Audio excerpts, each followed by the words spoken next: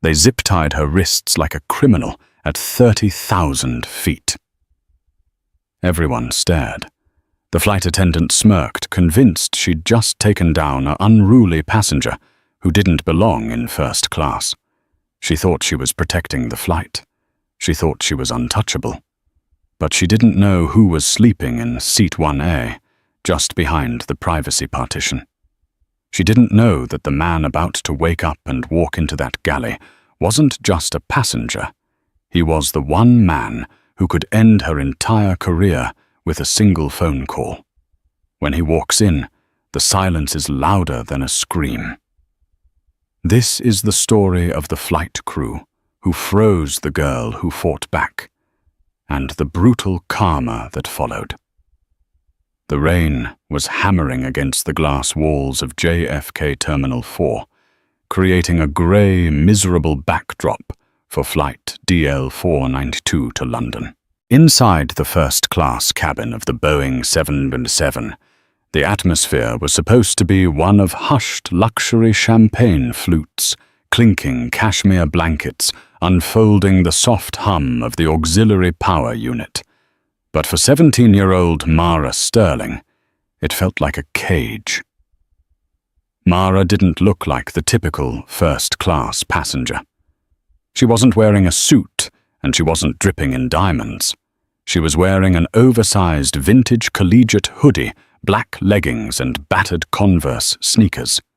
Her hair was pulled back in chaotic braids, and she had huge noise-canceling headphones resting around her neck. She looked like a teenager, a tired black teenager who just wanted to sleep. She was the first to board thanks to her status. She found seat 2A, a lie-flat pod that cost more than a Honda Civic, and dropped her backpack onto the leather ottoman. "Excuse me." The voice was sharp, nasal, and dripping with suspicion. Mara froze, then turned. Standing in the aisle was the purser, a woman whose name tag read Bailey.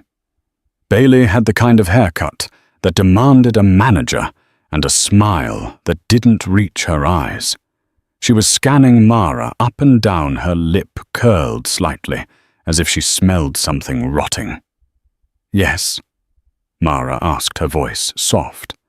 She reached for her boarding pass in her hoodie pocket. "This is the first-class cabin," Bailey said, not moving to let the other passengers behind her pass. "Economy boarding begins in 20 minutes. You need to head back to row 30 and wait for your group."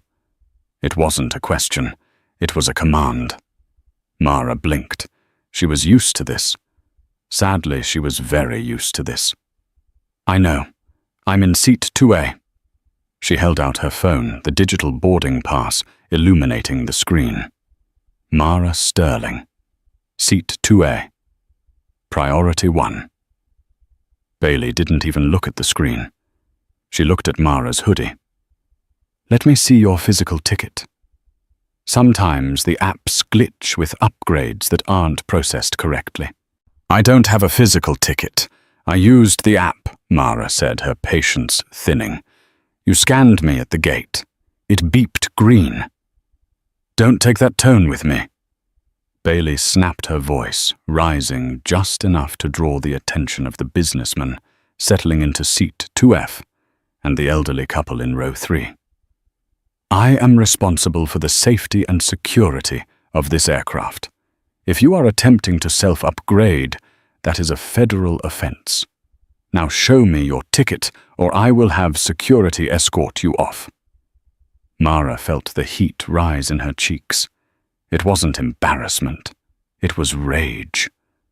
But her father had taught her better. Never lose your cool, Mara. Silence is louder. "Check the manifest," Mara said calmly. Bailey scoffed. She snatched the tablet from her cart, tapping the screen aggressively. She scrolled down, her finger hovering over 2A. Sterling M. Bailey paused. She frowned. She looked at the name, then back at the girl in the hoodie. Most people would apologize. Most people would say, "Oh, my mistake, welcome aboard." Bailey was not most people.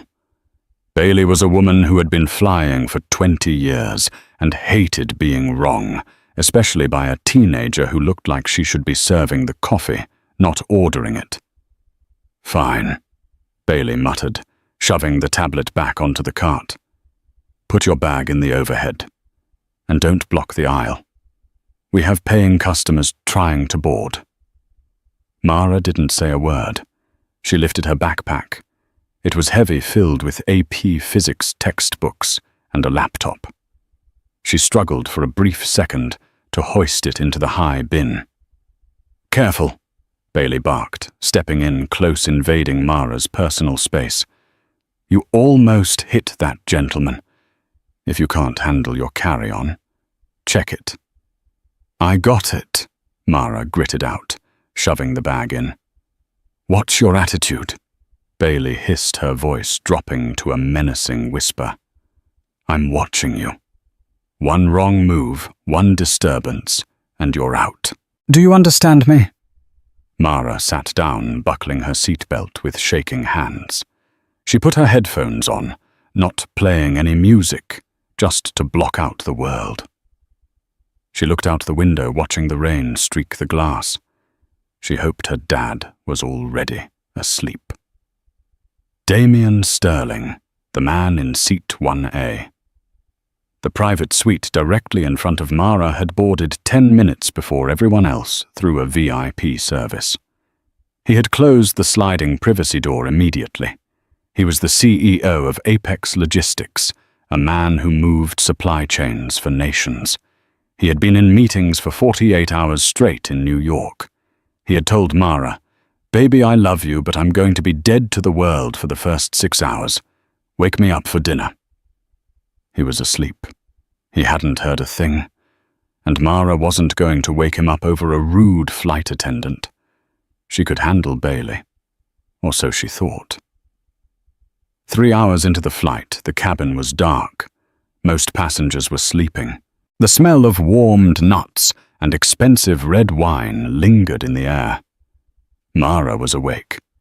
She was working on her college application essay on her laptop, the blue light illuminating her focused face. She needed to use the restroom. She unbuckled, slid her feet into her shoes, and walked quietly toward the front galley lavatory. Bailey was there, leaning against the counter, gossiping with a junior flight attendant named Sarah. Sarah looked uncomfortable. Bailey looked bored. When she saw Mara, Bailey straightened up, blocking the path to the bathroom. "The lavatory is occupied," Bailey lied. The sign on the door clearly read "vacant" in green letters. "The sign says vacant," Mara pointed out, reaching for the handle. Bailey slapped her hand over the door handle. The sound was sharp in the quiet cabin. "I said it's occupied. The pilot is using it. Go to the one in economy." "I'm in first class," Mara said, her voice steady but hard. "I'm allowed to use this restroom." "You are being disruptive," Bailey said, her voice getting louder. "I told you to go to the back. Why can't you people just follow instructions? You people." The air in the galley seemed to vanish. Sarah, the junior attendant, gasped softly. "Bailey, maybe just let her." "Quiet, Sarah," Bailey snapped. She turned back to Mara, her eyes gleaming with malice. "You've been a problem since you boarded, giving me attitude, stomping around. I suspect you're intoxicated." "I'm 17, Mara exclaimed, her voice cracking. "I haven't had anything but water." "Lower your voice," Bailey shouted. Now heads were turning in the cabin. People were waking up. "You are acting erratically. You are threatening a flight crew member. That is a federal crime." "I just need to pee. That's it." Bailey grabbed the intercom phone. "Captain, we have a level 2 threat in the forward galley. Passenger is aggressive and refusing instructions. I need backup." Mara stood there stunned. "Are you crazy? I didn't do anything." "Back up!" Bailey yelled, advancing on Mara. She reached into a compartment and pulled out a pair of heavy-duty plastic zip-tie restraints. These weren't the flimsy ones. These were the ones meant for dangerous criminals. "Put your hands out," Bailey commanded. "No." Mara stepped back, terrified. "I'm not doing that. I want my dad." "Oh, now you're crying for Daddy." Bailey laughed, a cruel, cold sound. "I don't care who your daddy is. On this plane, I am the authority. Give me your hands or I will have the co-pilot come out here and tackle you." The commotion had woken up the cabin. A man in 3C stood up. "Hey, what's going on?" "She's just a kid." "Sit down, sir," Bailey screamed. "Federal regulations do not interfere." Mara was trembling. Tears were streaming down her face. She felt small, helpless, and utterly alone. She held out her hands, defeated. She didn't want to get tackled. She just wanted this nightmare to end. Bailey grabbed Mara's wrists aggressively, twisting them behind her back.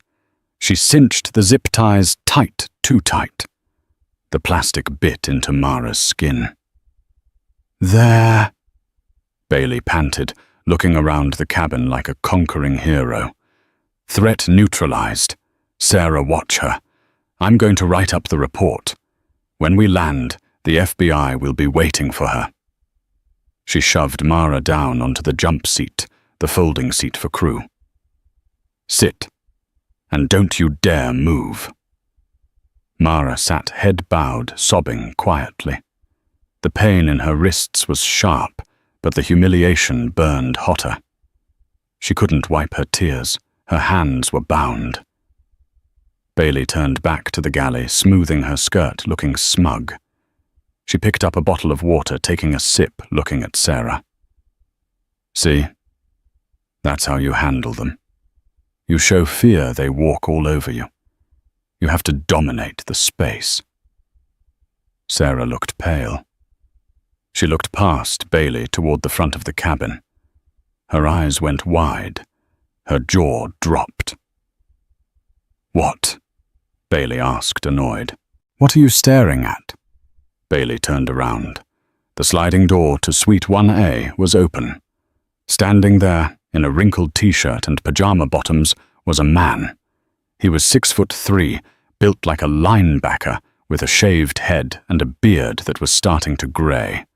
He wasn't wearing a suit, but he carried an aura of power that made the pressurized air in the cabin feel heavy. It was Damian Sterling. He wasn't looking at Bailey. He was looking at Mara, who was curled on the jump seat. Hands bound behind her back, tears dripping off her chin. Then he looked at Bailey. His face didn't show anger. It showed something much, much worse. It showed the kind of calm, calculated destruction that topples empires. He took one step into the galley. "Why?" Damian asked, his voice a low rumble that vibrated through the floorboards. "Is my daughter in handcuffs?" The entire first-class cabin held its breath. The silence that followed Damian Sterling's question was heavy, the kind of silence that usually precedes an explosion. Bailey, however, was not the type of woman who recognized danger until it was clamping its jaws around her leg. She saw a man in pajamas. She saw a man breaking rules. She didn't see a threat. She saw another nail to hammer down. "Sir," Bailey said, her voice dripping with that manufactured, condescending authority. "You are interfering with a flight crew member during a security incident. I need you to step back, return to your seat, and buckle up. Immediately." Damian didn't blink. He didn't even look at her. He looked at the white plastic zip ties cutting into Mara's wrists. He saw the way her hands were turning a mottled purple. He saw the terror in her eyes, not the fear of a criminal, but the fear of a child who realizes the adults in charge are monsters. "Daddy," Mara whispered, her voice breaking. "I didn't do anything.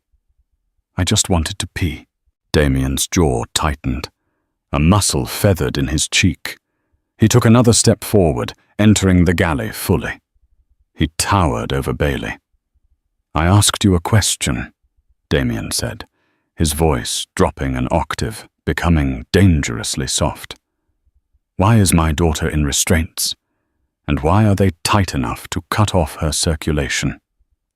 "Your daughter," Bailey spat the word like it was a slur, "was erratic, aggressive, and refused to follow crew instructions. She attempted to breach the cockpit." "Breach the cockpit," Mara cried out. "I was standing at the bathroom door." "Lies," Bailey said smoothly to Damien. "She's intoxicated. Look at her. She's hysterical. Now, sir, if you do not sit down, I will have to restrain you as well. Do not test me. I have the authority of the Federal Aviation Administration behind me." Damien finally looked at Bailey. He looked at her name tag. Then he looked at her eyes. He smiled, but it was a smile that made Sra, the junior flight attendant, shrink back against the coffee maker. "The FAA," Damien repeated. 49 U.S. Code Section 46504. Interference with flight crew members and attendants. Is that the statute you're quoting at me, Bailey?" Bailey blinked, taken aback. Yes. "Then you should know," Damien continued, his voice crisp and clear, "that the statute requires the passenger to knowingly interfere with the performance of duties. It does not cover a parent inquiring why their minor child is being physically assaulted by a power-tripping employee." Damien turned to Sarah. Do you have a pair of scissors?" Sarah's eyes darted to Bailey, then back to the imposing man in front of her. Yes, in the drawer." "Get them," Damien commanded. "Cut these off her. Now." "Don't you move, Sarah," Bailey shrieked. She positioned herself between Damien and Mara, physically blocking him. "This is a secured situation. The captain has been notified. If you touch her, we make an emergency landing in Nova Scotia, and you both go to federal prison." Damien reached into his pajama pocket. For a split second, Bailey flinched, perhaps thinking he had a weapon. He pulled out a phone, a sleek black satellite phone that bypassed the plane's standard Wi-Fi. "Bailey," Damien said, checking the signal. "You seem to be under the impression that this is a negotiation. It isn't. You have exactly 10 seconds to release my daughter before I make a phone call that will turn your life into a cautionary tale for every flight attendant academy in the country." "You can't use phones on a plane," Bailey yelled, reaching out to grab it. Damien caught her wrist midair. He didn't squeeze, but he held her firm. His grip was like iron. "Do not," he whispered, "touch me." He released her, and she stumbled back, clutching her wrist, looking at him with pure shock. Nobody touched Bailey. Bailey was the law. "Captain," Bailey screamed toward the cockpit phone. "Captain!" The cockpit door unlatched. A hush fell over the front of the plane. Captain Miller emerged. He was a grey-haired man with a weary face, looking confused by the shouting. "What is going on out here?" Miller asked, rubbing his eyes. "Bailey, why are you screaming?" "Captain, these two are violent." Bailey pointed a shaking finger at Damien and Mara. "The girl tried to storm the cockpit, and now the father is physically assaulting me. We need to divert. I want them arrested." "Captain." Miller looked at Mara, huddled and crying on the jump seat. He looked at the zip ties. He frowned. Then he looked at Damien. He paused. Captain Miller narrowed his eyes. He leaned forward slightly. He recognized the man. Not from the manifest, but from the news, from the Financial Times, from the gala the airline had thrown last year in Dubai. "Wait," Captain Miller said, stepping fully into the galley. "Mr. Tom?" "Sterling." Damien looked at the captain. "Captain Miller, I assume you're aware that your lead flight attendant has just kidnapped and tortured a 17-year-old minor who happens to be a Priority 1 passenger. Kidnapped? Bailey scoffed. She's a threat. She's a child, Damien roared. The sound was so sudden and so loud that the glass coffee pot in the machine rattled. She is an honors student. She has never had a drink in her life, and she is currently losing feeling in her fingers because this woman, he pointed a devastating finger at Bailey, decided she didn't like the way she looked in a hoodie. Captain Miller looked at Bailey. Bailey, did she actually try to breach the cockpit? Be honest. Bailey hesitated. The lie was already out there. She had to commit. Yes. She lunged for the door. I was waiting for the bathroom, Mara sobbed. The sign was green. Sarah, the junior attendant, finally found her voice. She stepped forward, her hands shaking. Captain. Quiet, Sarah, Bailey hissed. No, Sarah said, her voice gaining strength. No, I'm not going to jail for this. Captain. She didn't do anything. She just wanted to use the restroom. Bailey told her to go to coach. The girl argued, but she wasn't violent. Bailey just snapped. The silence returned. This time, it was the silence of a career ending. Captain Miller's face went pale. He looked at Bailey with a mix of disbelief and fury. Bailey, give me the scissors. Captain, you can't believe...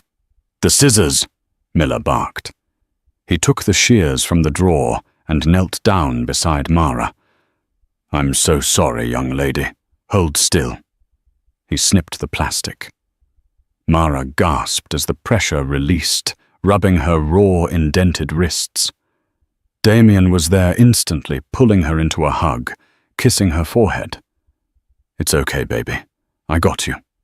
I'm here. Damien stood up, keeping one arm around his daughter. He looked at the captain, and then he looked at Bailey. Bailey was pale, but she was still standing tall, her arms crossed, defiance etched into her face. She still thought she could spin this. She still thought it was her word against theirs.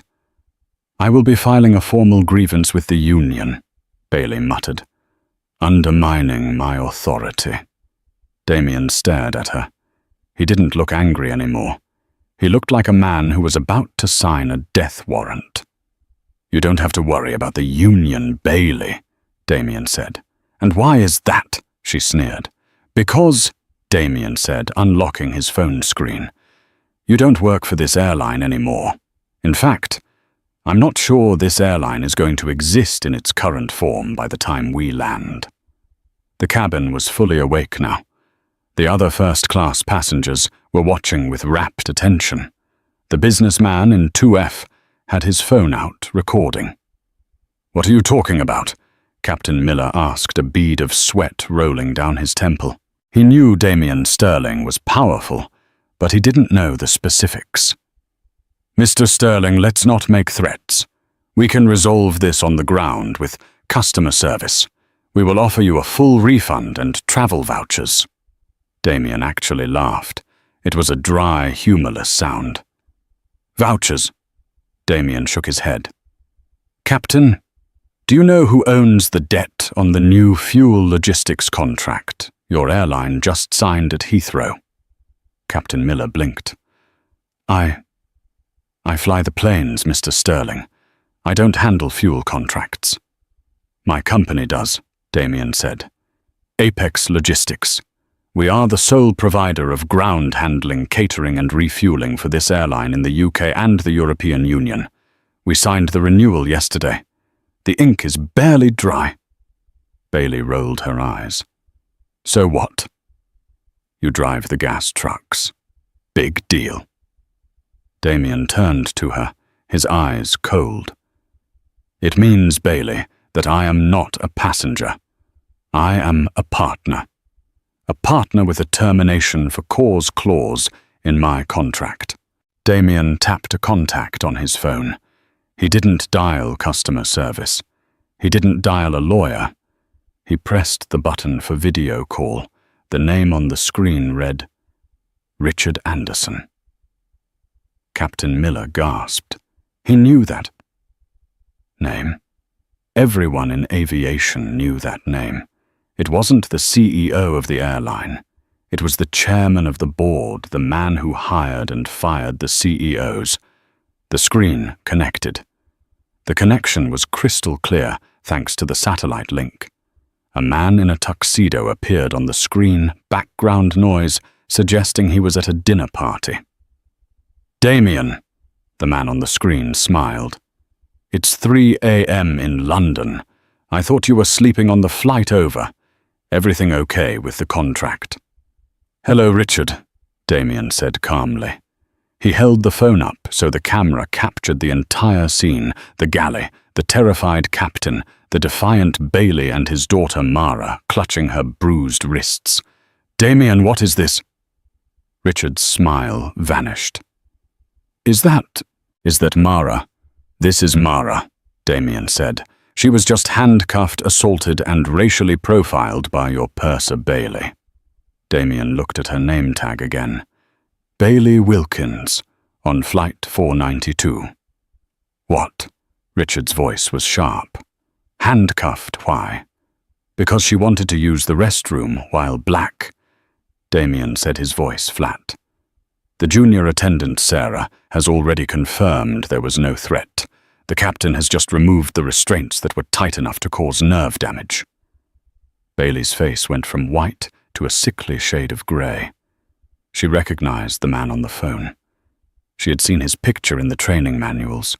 She had seen him on the company town halls. Richard, Damien continued, I am invoking Article 14 of our logistics agreement. Material breach of trust and safety. I am pulling Apex from the Heathrow agreement, effective immediately. Damien, wait, Richard pleaded. The noise of the dinner party fading as he clearly stepped into a quiet room. Don't do that. That halts our operations in London. We won't be able to refuel the return flights. It will cost us millions an hour. We can fix this. You can't fix the trauma on my daughter's face with a voucher, Richard, Damien said. Unless what? Richard asked. Name it. Anything. I want 3 things, Damien said, holding up 3 fingers. 1, Damien said, pointing the camera directly at Bailey. She is fired. Not suspended, not investigated. Fired. For cause. Before we touch the ground. I want the termination email in my inbox in 5 minutes. Bailey started to shake. You can't. The union. Quiet, Richard roared from the phone speaker. You are done. Do you hear me? You are finished. 2. Damien continued. I want the police waiting at the gate. Not for my daughter. For her. I am pressing charges for assault and false imprisonment. I want your legal team to facilitate her handover to the London Metropolitan Police. Done, Richard said immediately. I'll call the General Counsel now. And the 3rd, Damien looked at Sarah, the junior attendant who had told the truth. She was trembling, terrified. She was about to lose her job, too. 3, Damien said. Sarah here. She was the only one with a moral compass. She tried to stop it. She told the truth when it mattered. I want her promoted. Make her the purser. And give her a raise. If she faces any retaliation from the other crew, I pull the contract. Agreed, Richard said. I'll have the paperwork started now. Damien, I am so sorry. Please give Mara my love. We will make this right. We'll see, Damien said. He hung up. The galley was silent. Damien slipped the phone back into his pocket. He looked at Bailey. She was slumped against the beverage cart. Her mouth open, her eyes wide, with the realization that her life as she knew it was over. "You have about 4 hours left of this flight, Bailey," Damien said, his voice void of any sympathy. "I suggest you go sit in the back, in economy. Row 30 seems appropriate. Don't let me see your face again." Bailey didn't move. "Go!" Captain Miller shouted, snapping out of his trance. "Get out of my galley. Go to the back. You are relieved of duty." Bailey pushed herself off the cart. She looked at her uniform, then at the passengers staring at her with disgust. She walked down the aisle, the shame burning her skin, past the lie-flat seats, past the premium economy, all the way to the last row near the toilets. Damien put his arm around Mara. "Come on, sweetie. Let's get some ice for those wrists." They sat back down in 1A and 2A. The captain personally brought the ice pack and a glass of sparkling cider for Mara. But the story wasn't over. Because while Damien had handled the business side, the real karma, was just getting started. The businessman in 2F had stopped recording, but he had already hit upload. And by the time Flight 492 landed in London, the world would be watching. While Damien Sterling was systematically dismantling Bailey's career via satellite phone, the man in seat 2F, Mr. Roger Henderson, was busy ensuring the rest of the world knew about it. Henderson was a tech venture capitalist from Seattle.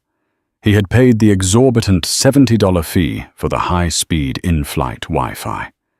He had recorded the entire incident, from the moment Bailey cinched the zip ties on Mara's wrists to the moment Damien Sterling made the chairman of the board tremble on speakerphone.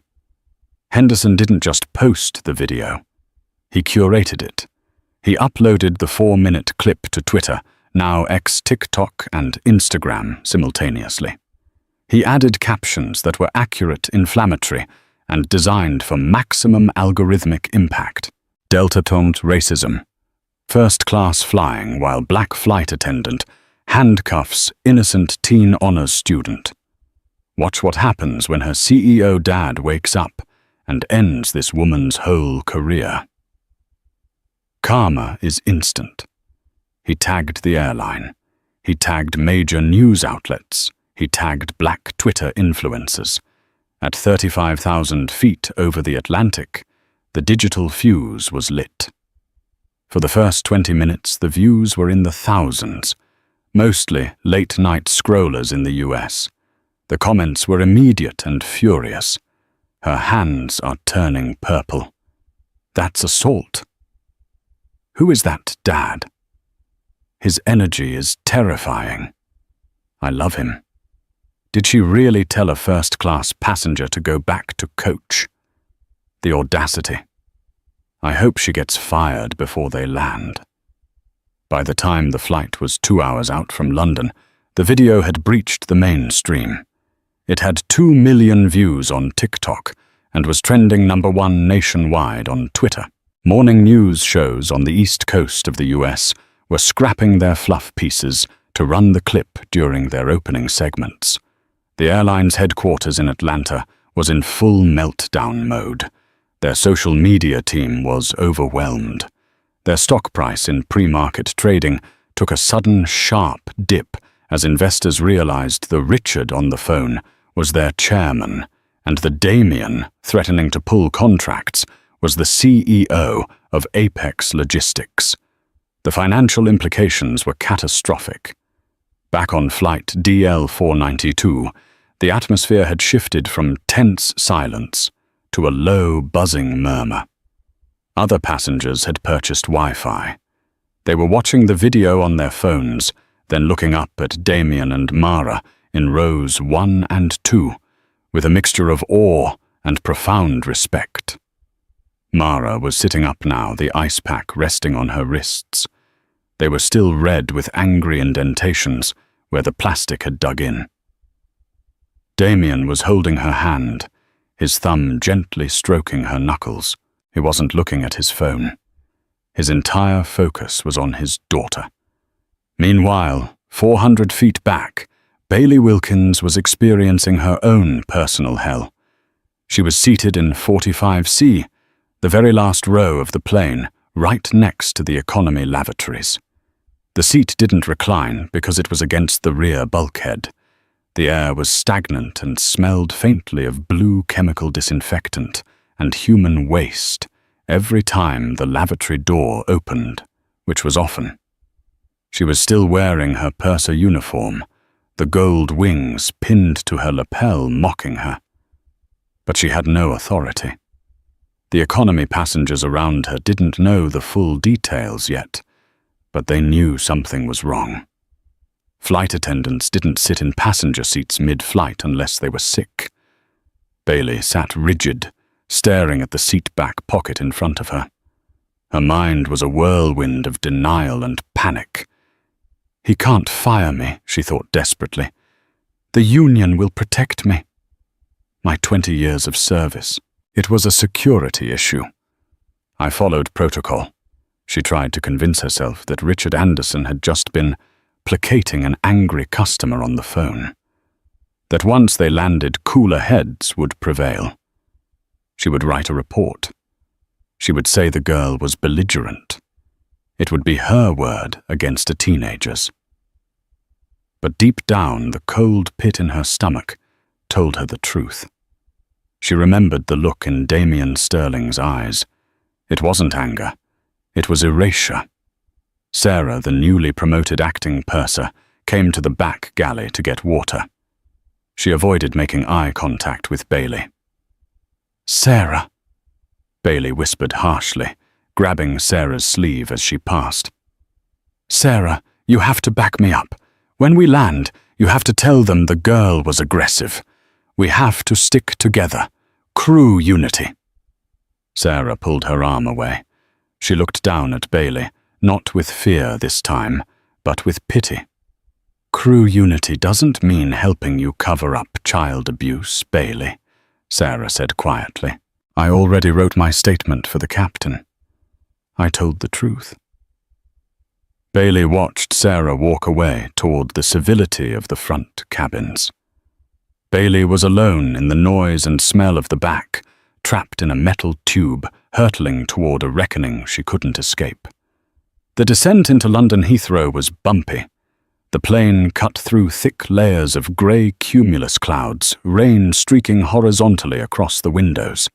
As the landing gear deployed with a heavy clunk, the cabin lights were brought up for arrival.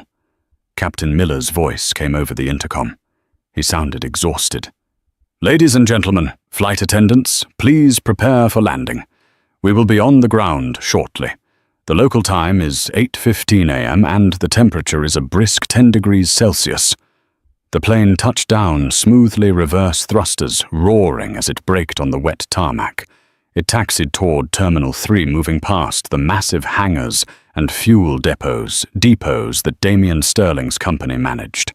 As the plane pulled up to the gate, and the seatbelt sign dinged off, the usual sound of hundreds of seatbelts unbuckling filled the cabin. People stood up, reaching for overhead bins. Then Captain Miller's voice rang out again, sharper this time. "Ladies and gentlemen, please remain seated with your seatbelts fastened. We have a security protocol to complete before anyone can deplane. Please keep the aisles clear. This will only take a moment." A ripple of confusion spread through economy. In first class, everyone knew exactly what was happening. They all remained seated, eyes fixed on the forward cabin door. The jet bridge connected with a heavy metallic thud. The cabin door was disarmed and swung open by the ground crew. Standing in the jet bridge were not airline agents. 3 uniformed officers of the London Metropolitan Police marched onto the plane. They were wearing high-visibility yellow jackets over their dark uniforms, their utility belts heavy with equipment. They were led by a plainclothes detective inspector, a stern-faced woman in a trench coat named D.I. Graham. Bailey, sitting in 45C, craned her neck to see what was happening. When she saw the neon yellow jackets entering the front of the plane, Her breath hitched. No, she thought. They're here for the girl. They bought my story about the cockpit breach. The police didn't stop in first class. They didn't even look at Damien and Mara. They walked with heavy, authoritative boots straight down the aisle, past the silent rows of business class, past premium economy, heading deeper into the plane. The economy cabin went dead silent as the police marched through. 400 heads turned to watch them pass. They reached row 45. D.I. Graham stopped directly in front of Bailey. Bailey looked up, trying to muster her usual glare of authority, but it crumbled instantly. "Are you Bailey Wilkins?" D.I. Graham asked, her voice clipped and professional. "Yes, but I'm the purser, Bailey Wilkins," D.I. Graham interrupted, pulling a small notebook from her pocket. "I am arresting you on suspicion of common assault and false imprisonment of a minor contrary to common law. You do not have to say anything, but it may harm your defense if you do not mention when questioned something which you later rely on in court. Anything you do say may be given in evidence." Bailey's mouth fell open. "Arrested? But she was the threat. I did my job." One of the uniformed constables stepped forward. "Stand up, please, madam." Bailey stood up shakily in the cramped space. The constable pulled out his own pair of handcuffs, cold, heavy steel, not plastic zip ties. "Put your hands behind your back." Bailey hesitated. She looked around at the sea of faces staring at her passengers she had barked orders at during boarding people whose bags she had shoved. They were all watching her being cuffed like a common criminal. "Please," Bailey whispered, tears welling up. "Not here. Don't do this here." "Hands behind your back," the constable repeated firmly. Bailey complied. The metallic click-click of the handcuffs tightening echoed in the silent rear cabin. It was a sound Mara knew too well. "Walk," D.I. Graham commanded. "The walk from row 45 to the front exit of a Boeing 707 is long. For Bailey, it was an eternity." She was led down the narrow aisle, her hands shackled behind her back in her own uniform. The silence of the cabin was broken only by the sound of her own sobbing and the clicking of phone cameras. Every passenger was recording the perp walk. As they reached the front galley, Damien stood up. He gently pulled Mara to her feet, positioning her so she was standing tall, right at the edge of seat 1A. Bailey had to walk right past them to get to the door. She looked up, her eyes red and swollen mascara running down her cheeks. She locked eyes with Mara. Mara didn't shrink away. She didn't cry. She stood with perfect posture, her chin lifted, looking at the woman who had tried to break her spirit 3,000 miles ago. Mara's wrists were still red, a visible testament to what had happened. Mara didn't say a word. She didn't need to. The image of the handcuffed flight attendant shuffling past the dignified teenager she had tormented was more powerful than any speech. Bailey looked away first. She couldn't handle the weight of Mara's gaze. The police led Bailey out onto the jet bridge. Damien waited until they were gone. Then he turned to Captain Miller, who was standing by the cockpit door, looking utterly defeated. "Captain," Damien said, "we'll be deplaning now." "Of course, Mr. Sterling," Miller mumbled. "Again, my deepest apologies." Damien took Mara's backpack. He put his arm around her shoulders, shielding her. "You okay, superstar?" he asked softly. Mara took a deep breath of the cool, damp London air, rushing in from the open door. She looked at her dad, then down at her free hands. "Yeah, Dad," she said, her voice stronger than it had been in hours. "I'm okay now. Let's get off this plane." They walked out of the aircraft not as victims, but as victors stepping onto the jet bridge, just as the flashing lights of the police cruisers illuminated the tarmac below. The nightmare flight was over, but the real-world fallout was only just beginning. The moment the wheels of the Boeing 777 kissed the wet tarmac of Heathrow's runway 27R, the world for Bailey Wilkins had effectively ended, though her brain was still desperately trying to reject the new reality. Inside the cabin, the atmosphere was suffocating.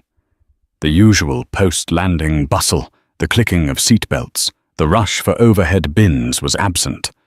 The passengers remained seated, their attention glued to the windows, where blue and red lights were already reflecting off the rain-streaked fuselage. Captain Miller's voice didn't come over the PA system to welcome them to London.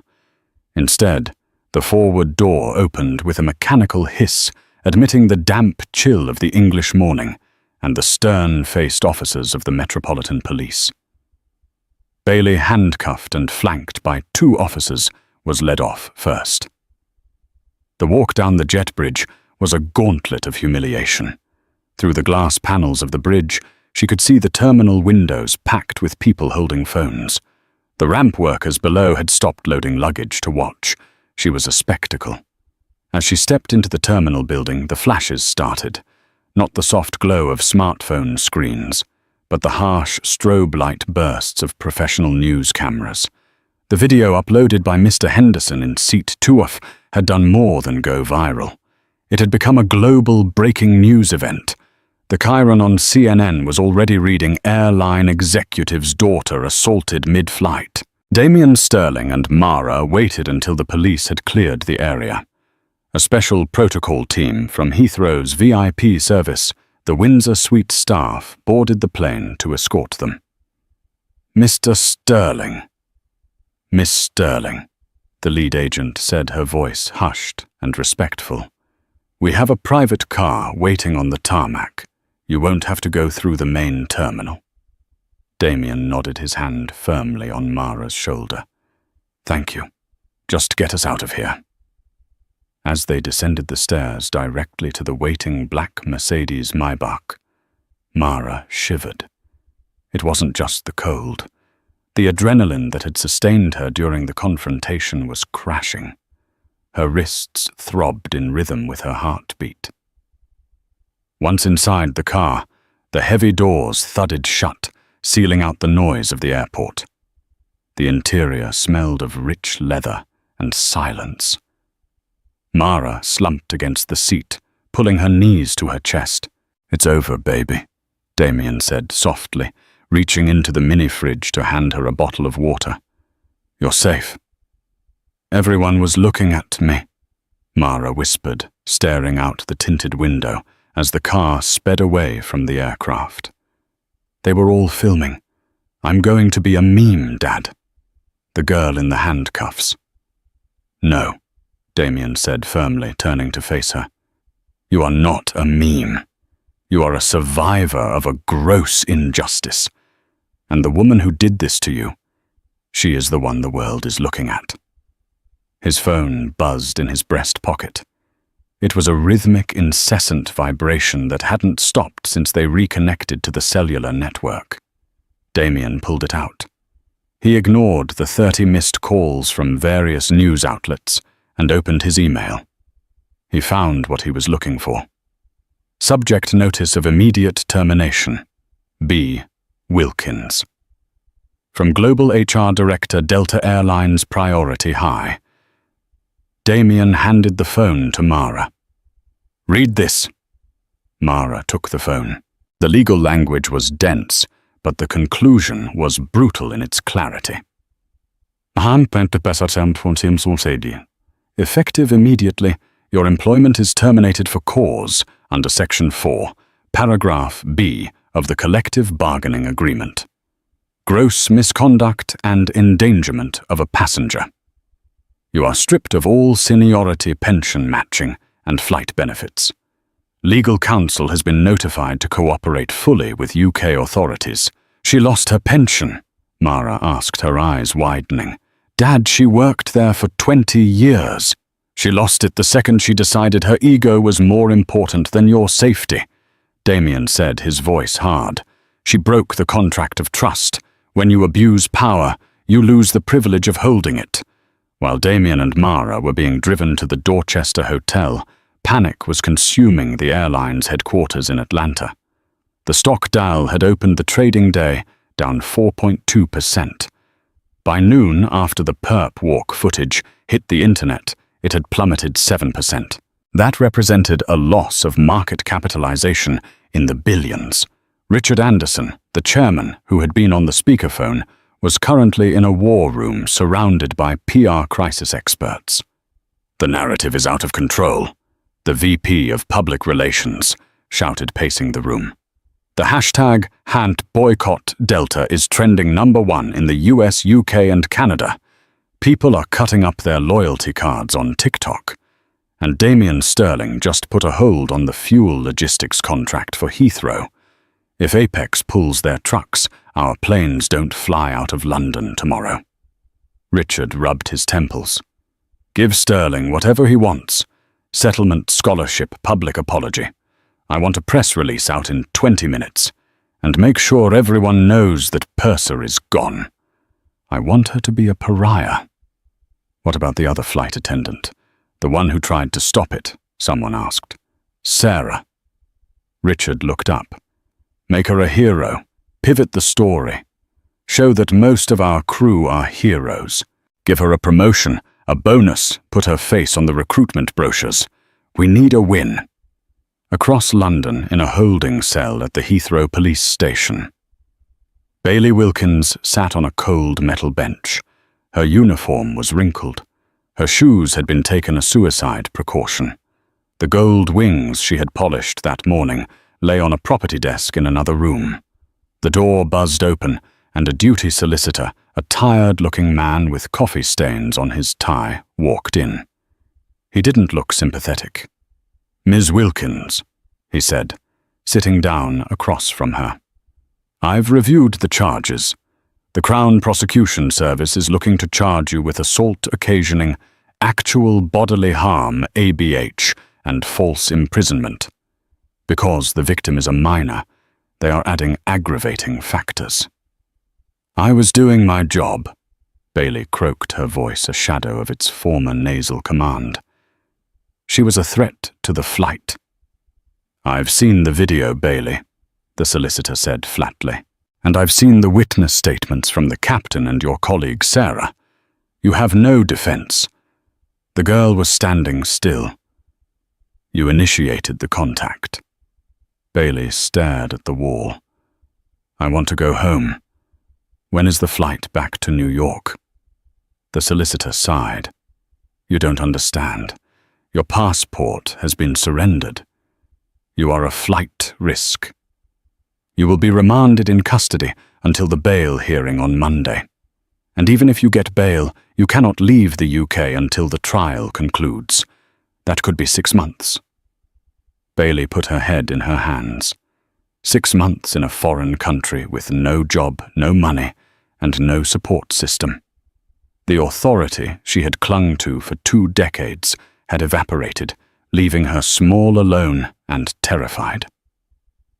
3 days later, the airline announced the Mara Sterling Initiative for Aviation Equity. It was a $10 million commitment to fund pilot training for black women. But the real victory came from the ground level. Sarah, the flight attendant who had spoken up, was interviewed on Good Morning America. She looked terrified but resolute. "I didn't do anything special," Sarah said to the camera. "I just saw a girl who was scared, and I knew that if I didn't say something, I was just as guilty as Bailey. Mr. Sterling, he saved me, really. He showed me that telling the truth is the only job security that matters." Damien and Mara watched the interview from their hotel suite. Mara's wrists were still bandaged, healing from the deep bruising. "She's brave," Mara said. "So are you," Damien replied. "You took the hit, Mara, but you changed the industry." 6 months later, the seasons had changed. The grey rain of London felt a lifetime away from the bright, crisp spring air of New York City. Mara sat at the granite island of the Sterling penthouse. The trauma of the flight hadn't vanished. She still got anxious in tight spaces, and she hadn't stepped on a plane since that day. But she was healing. She was seeing a therapist who specialized in acute stress, and she was channeling her energy into her writing. Her laptop was open to the Stanford University portal. The status bar said, "Decision ready." "Dad!" Mara called out, her voice echoing through the massive apartment. "It's here!" Damien came rushing in from the terrace, still wearing his Bluetooth earpiece. He tapped it off immediately. "Don't open it yet. Wait for me." He stood behind her, placing his large, reassuring hands on her shoulders. "Whatever it says, I am proud of you.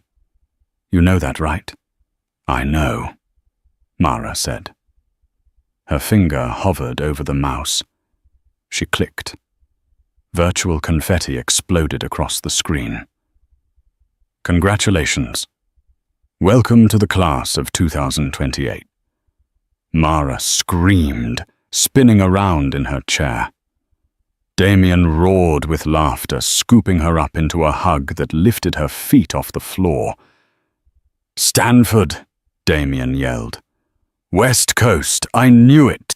When he put her down, he looked at her with a seriousness that cut through the celebration.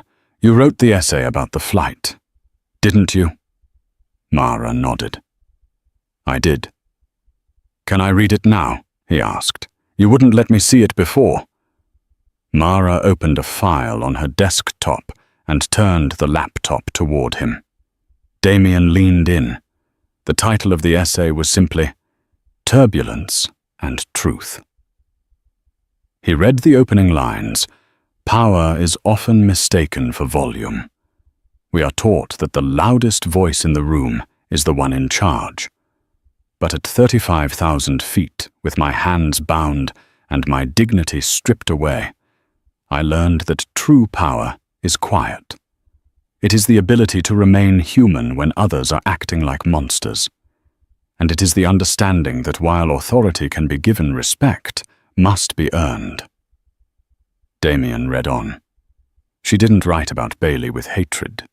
She wrote about her with pity, a woman so consumed by her own smallness that she tried to shrink everyone else.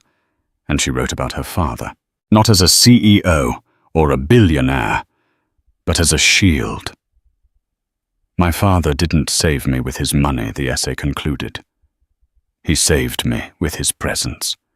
He showed me that justice isn't about vengeance. It's about correction. The world is full of Baileys. But if we are brave enough to speak up and lucky enough to be heard, the world can also be full of Sarahs." Damien wiped a tear from his eye.